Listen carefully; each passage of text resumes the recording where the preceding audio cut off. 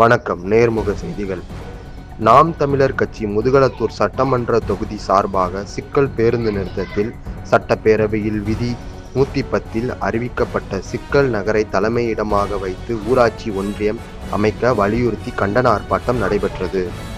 இந்த கண்டன ஆர்ப்பாட்டத்தை மாணவர் பாசறை மாநில ஒருங்கிணைப்பாளர் வழக்கறிஞர் பயாஸ் அகமது மற்றும் கிழக்கு மாவட்ட செயலாளர் இதம் பாடல் சக்தி ஆகியோர் தலைமையேற்று நடத்தி வைத்தனர்.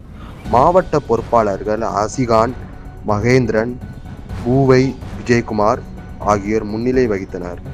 சிறப்பு அழைப்பாளர்களாக மாநில கொள்கை பரப்பு செயலாளர் அலங்கை வினோத் கண்டன உரை ஆற்றினார்.